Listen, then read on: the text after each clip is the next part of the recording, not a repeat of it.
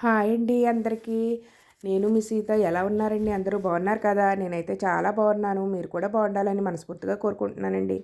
అలాగే నేనైతే ఈ పొలాల పాడ్యం అయితే పూజ అయితే ఈ విధంగా అయితే చేశానండి. ముందుగా పసుపుతో వినాయకుడిని చేసుకున్నానండి. చేసుకుని తమలపాకుల్లో పెట్టుకున్నానండి పక్కనే. అలాగే నేను తులసి కోటలోంచి కొంచెం మట్టిని తీసుకున్నానండి. కార్తీక దామోదర్ని కూడా చేసుకున్నానండి. ఇలా పసుపు కుంకాలతో అయితే అలంకరించుకున్నానండి వినాయకుడిని, దామోదరుని కూడా.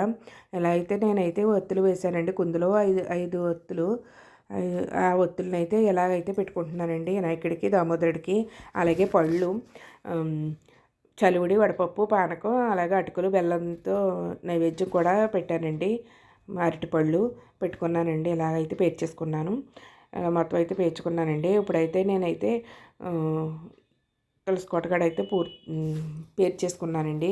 ఇప్పుడైతే 2 పీటలు వేసుకుని ఆ పీటల మీద అయితే నేనైతే 2 వెండి ప్లేట్లను అయితే పెట్టుకుంటున్నానండి. ఇలాగా మనం అండి నది దగ్గర అయినా చేయొచ్చండి, గోదావరి దగ్గర అయినా ఎక్కడైనా వదులుకోవచ్చండి, చెరువుల దగ్గర ఎక్కడైనా వదులుకోవచ్చండి. ఇలా ప్లేట్లు పెట్టుకుని ఇంటికాడ కూడా వదులుకోవచ్చండి. ఇలా ప్లేట్లు అయితే పెట్టేసుకున్నాను.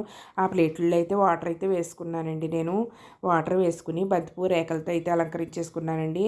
అలాగే చుట్టూరు పువ్వులతో కూడా అలంకరించేసుకున్నానండి. అలంకరించేసుకుని నేనైతే ఈ గంగాదేవికి అయితే పసుపు కుంకాలతో అయితే పూజ చేసేసుకున్నానండి. పూజ పూజ అయితే చేసేసుకున్నాను. ఇందులో అయితే పసుపు కుంకాలతో అయితే పూజ చేసుకున్నానండి. పూజ చేసుకున్నాక ఒకసారి మొత్తం అయితే నేనైతే ఏ విధంగా అయితే సర్దుకున్నానో మీకైతే చూపిస్తానండి. ఇవ్వండి ఇలా అయితే సర్దుకున్నానండి. ఇప్పుడైతే ఇలా అయితే సర్దేశారండి. ఇప్పుడైతే మా వారు వచ్చి పూజ చేస్తారండి. ముందుగా గంగాదేవికి అయితే పూజ చేసుకుంటారండి. తర్వాత అయితే వినాయకుడికి 2 ఒత్తులు వేసి వెలిగించి నీటిలో వదులుతారండి. అలాగే సూర్యనారాయణమూర్తికి అయితే ఒక 5 ఒత్తులు వేసి అవి కూడా నీటిలో వదిలేసుకుంటామండి. అలాగే సప్తఋషులకు కూడా 7 ఒత్తులు వేసుకుని వెలిగించుకుని అవి కూడా నీటిలో వదిలేసుకుంటామండి. అలాగే నెల్లాళ్ళు కూడా ఈ 30 రోజులు కూడా మనం అయితే 11 ఒత్తుల కింద 33 ఒత్తులు అయితే వేసుకుని అవి కూడా నీటిలో వదులుకుంటామండి. వదులుకున్నాక వదులుకునేటప్పుడు మనం అయితే ఈ మంత్రాన్ని అయితే చదువుకోవాలండి. కార్తీక దామోదర, గయా దామోదర, ఆత్మ దామోదర, లింగ దామోదర, మోక్ష దామోదర, కృతిక మహాలక్ష్మి, నువ్వు పోలాలమ్మను ఎలా స్వర్గానికి పంపించావో నన్ను కూడా అలా స్వర్గానికి తీసుకువెళ్ళు.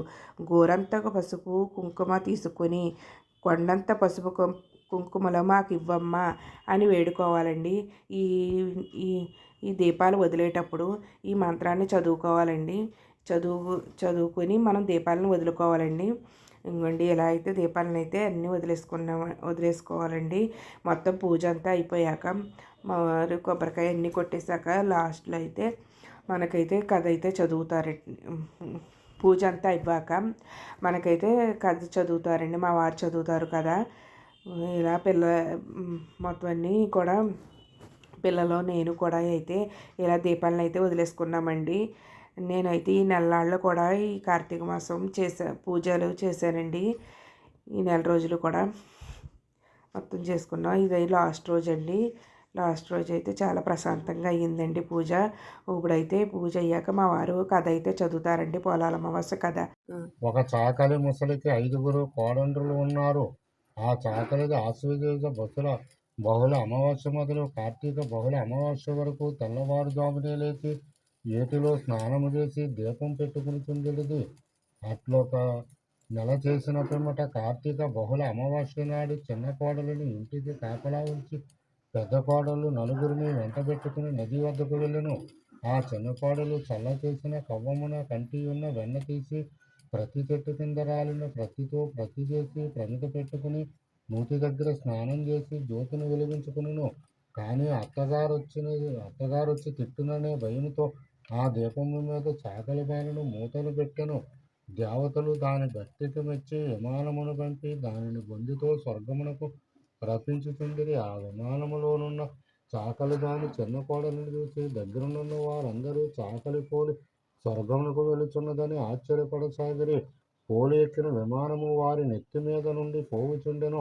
వారు వెంటనే పోలి కాళ్ళు పట్టుకుని స్వర్గమునకు పోవుచుండిరి. అది చూసి విష్ణుదూతలు ఈ పోలి అధిక భక్తితో జ్యోతిని వెలిగించినది కావున స్వర్గమునకు వచ్చుతున్నది కానీ మీకు స్వర్గమునకు వచ్చే అదృష్టము లేదు పొండి అని త్రోసివేసి పోలిని బొందితో స్వర్గమునకు తీసుకుని పోయిరి. అది కాదు.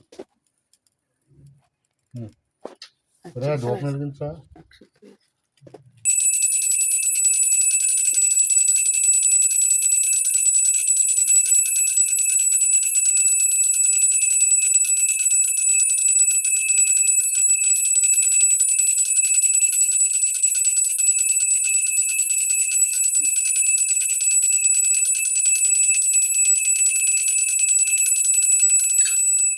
ప్రార్థిస్తాం. అయిపోయింది కదా.